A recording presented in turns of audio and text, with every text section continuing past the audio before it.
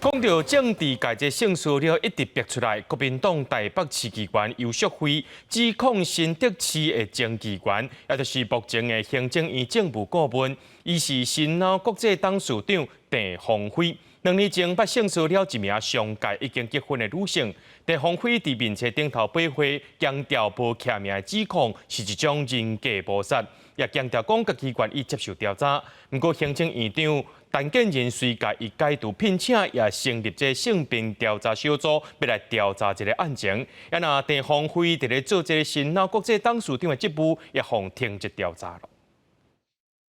他说，如果郑鸿飞敢提告，他就敢公开站出来。国民党台北市议员游淑慧直接讲出行政院顾问，也就是前新竹市议员郑鸿飞，甲一个已经结婚上届女性性骚扰。游淑慧接到受害女性界真情，伊讲2年前去甲正上界朋友食饭，头一届见到郑鸿飞，一个人食饭饱了后煞拖去唱歌，受害者提早离开。郑鸿飞讲，伊有司机会当顺路甲载，煞伫咧车顶硬甲针，抑阁甲伊的相识器骗出来，想要甲受害者卡来手来。跟他讲这里是马路边，好不好？他居然马上示意要司机立刻开车找一家汽车旅馆，我心里更害怕了，心里想，如果被载离这里，那自己将会更危险。我只好欺骗他，说自己生理期不方便。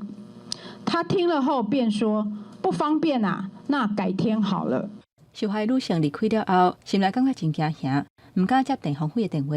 想要把这件代志放互袂记哩，不过不满郑鸿飞伊是加害者，英国还阁发文反对性骚扰。今年5月底还阁做新脑国际董事长，就嘛性骚扰的争议持续伫咧拖，所以决定公开这件代志，避免有更较侪人受害。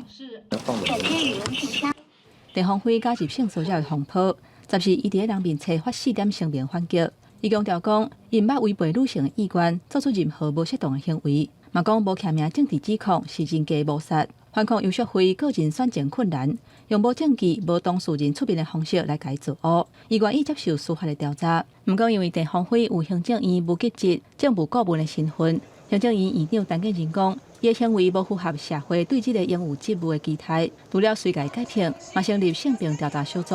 来查明事实的真相。发现呢，这已经不符合当时我们聘用他的这样的规范。所以呢，我们就按照政府的规定呢，先予以解职。我也在立刻呢，请我们的交通部长呢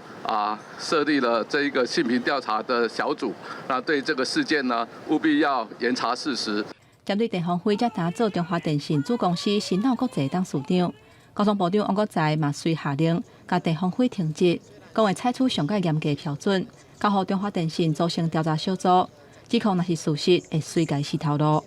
记者综合报道。